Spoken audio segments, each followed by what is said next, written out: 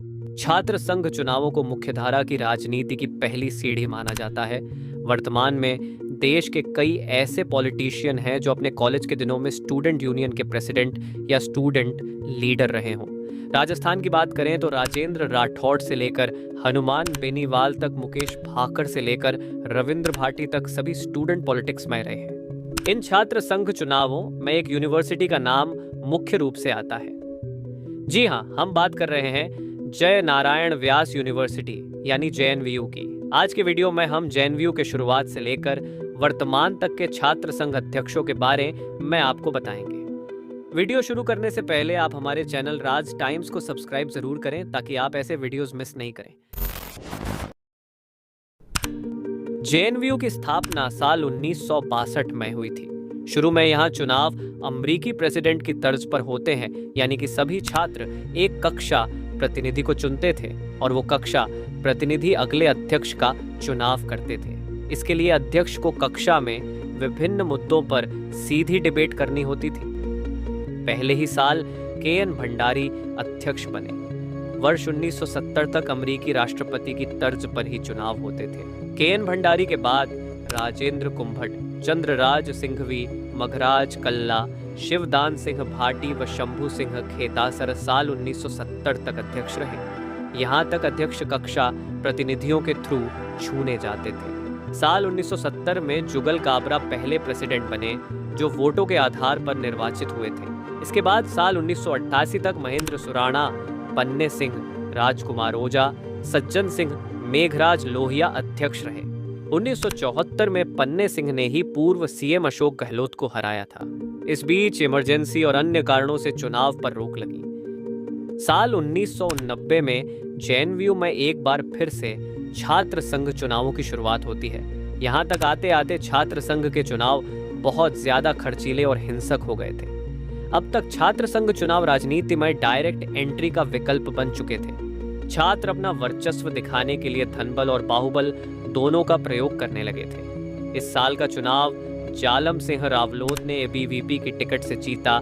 रावलोत की बात करें तो वह शिव विधानसभा से विधायक भी रह चुके हैं और वर्तमान में बीजेपी के नेता हैं। जालम सिंह के बाद अगले साल छात्र संघर्ष समिति की टिकट पर कुलवंत सिंह राठौड़ ने 1990 में चुनाव लड़ा और जीत हासिल की। कुलवंत सिंह ने एनएसयूआई के टिकट पर चुनाव लड़ रहे वर्तमान विधायक हरीश चौधरी को हराया था।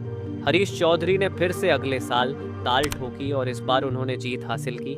हरीश चौधरी ने एसएफआई की टिकट पर मैदान में उतरे वर्तमान कैबिनेट मिनिस्टर गजेंद्र सिंह शेखावत को हराया था। हरीश चौधरी पूर्व राजस्व मंत्री भी रह चुके हैं और इनका नाम कांग्रेस के टॉप लीडर्स में आता है। शेखावत ने भी अगले साल फिर से उम्मीदवारी पेश की और इस बार उन्होंने एबीवीपी की टिकट से चुनाव लड़कर जीत हासिल की और छात्र संघ अध्यक्ष बने। शेखावत वर्तमान में कल्चरल और टूरिस्ट मिनिस्टर हैं और पिछले 10 सालों से जोधपुर के सांसद हैं। साल 1993 और 94 में भी एबीवीपी ने बाजी मारी। एबीवीपी की टिकट से शिवराज सिंह राठौड़ और राम प्रकाश चौधरी ने जीत हासिल की। अगले साल बाबू सिंह राठौड़ ने एबीवीपी की इस हैट्रिक को तोड़ा और छात्र संघर्ष समिति की टिकट पर दावेदारी करके जीत हासिल की।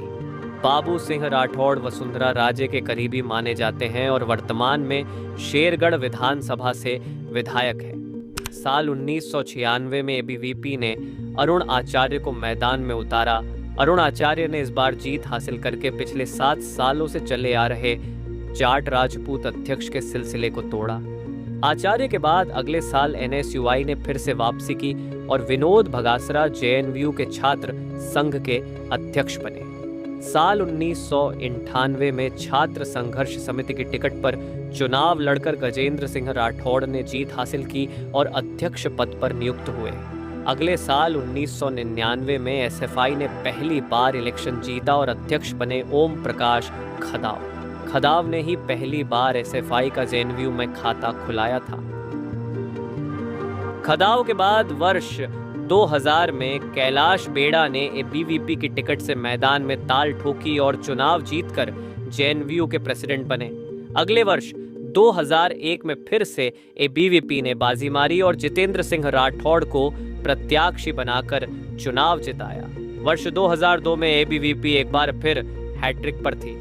एबीवीपी ने ईश्वर सिंह बालावत को मैदान में उतारा और बालावत की जीत के साथ एबीवीपी ने हैट्रिक पूरी की। 2004 में जयप्रकाश पुनिया एसएफआई की टिकट से चुनाव लड़कर जेएनवीयू के छात्र संघ अध्यक्ष बनते हैं। 2005 में जेएनवीयू में किसी कारणवश चुनावों पर रोक लग जाती है और यह रोक 2010 में जाकर हटती है। 2010 में फिर से छात्र संघ चुनाव शुरू होते हैं। इस बार एसएफआई के टिकट से चुनाव लड़ रहे अरविंद चौधरी बाजी मारते हैं और एसएफआई की कैंपस में वापसी कराते हैं। अरविंद चौधरी के बाद साल 2011 में प्रदीप सिंह खिमसर एनएसयूआई के टिकट पर चुनाव लड़कर जेएनवीयू के छात्र संघ अध्यक्ष बनते हैं। 2010 के बाद से जेएनवीयू के यूनियन इलेक्शन में राजपूतों और जाटों का वर्चस्व दिखा, जिसके कारण अब चुनाव में जातीय साख भी मुद्दा बन गया। 2012 में रविंद्र सिंह राणावत ने एसएफआई की टिकट पर दावेदारी पेश की और जीत हासिल की। राणावत आज भी जेएनवीयू की राजनीति में मार्गदर्शक की भूमिका में सक्रिय है। वर्तमान में भी वह जेएनवीयू की स्टूडेंट पॉलिटिक्स में अपनी पकड़ रखते हैं। राणावत के बाद 2013 में महेंद्र जाखड़ ने एसएफआई से टिकट की दावेदारी की और जीत हासिल की। जाखड़ यूथ कांग्रेस के जनरल सेक्रेटरी भी रह चुके हैं। जाखड़ के बाद 2014 में अध्यक्ष बनते हैं भोम सिंह खारा।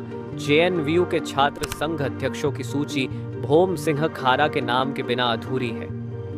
ग्रामीण परिवेश से आने वाले भोम सिंह राठौड़ ने 2014 में एबीवीपी की टिकट से दावेदारी पेश की और जीत हासिल की, लेकिन दुर्भाग्यवश अध्यक्ष बनने के कुछ दिनों बाद भोम सिंह का सड़क दुर्घटना में निधन हो गया।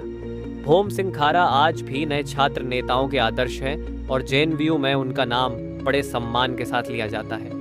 साल 2015 में आनंद सिंह राठौड़ ने एबीवीपी की टिकट से जीत हासिल की। आनंद सिंह राठौड़ पोकरण विधानसभा से आते हैं और वसुंधरा राज्य के खास माने जाते हैं और भविष्य में पोकरण विधानसभा से दावेदारी कर सकते हैं। आनंद सिंह के बाद साल 2016 में कुणाल सिंह भाटी अडबाला एबीवीपी की टिकट पर चुनाव लड़कर जीत हासिल करते हैं। कुणाल सिंह वर्तमान में जैसलमेर लोकसभा से पॉलिटिक्स में एक्टिव है। अब आता है साल 2017। ये साल जेएनवीयू के स्टूडेंट यूनियन के लिए खास था क्योंकि जेएनवीयू को पहली महिला प्रेसिडेंट मिलने वाली थी। एनएसयूआई की टिकट से मैदान में होती है कांता ग्वाला। कांता के लिए यह चुनाव आसान नहीं था क्योंकि राज्य सरकार के नियमों के आधार पर वह योग्य नहीं थी, लेकिन कांता ग्वाला और उनके भाई ने हिम्मत नहीं हारी और हाई कोर्ट से अपने पक्ष में फैसला कराकर चुनाव लड़ा और जीत हासिल की। कांता के बाद 2018 में एनएसयूआई से सुनील चौधरी ने दावेदारी की और जीत हासिल की।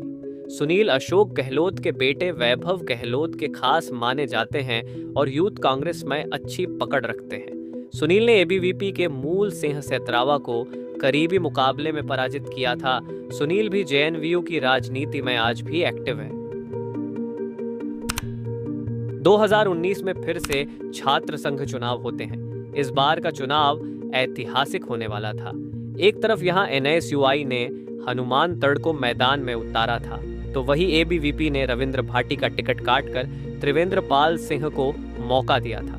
रविंद्र सिंह ने निर्दलीय चुनाव लड़ने का फैसला कर लिया। जब चुनाव के परिणाम घोषित हुए तो सभी हैरान थे क्योंकि जेएनवीयू के छात्र संघ चुनावों के इतिहास में पहली बार कोई निर्दलीय उम्मीदवार अध्यक्ष बना था। रविंद्र सिंह भाटी जेएनवीयू के पहले निर्दलीय अध्यक्ष बने थे। ये भाटी के पॉलिटिक्स की पारी की शुरुआत थी। भाटी कोरोना महामारी के कारण 3 साल तक अध्यक्ष रहे और यह 3 साल न कभी रविंद्र भाटी भूल सकते हैं और न जेएनवीयू के प्रोफेसर।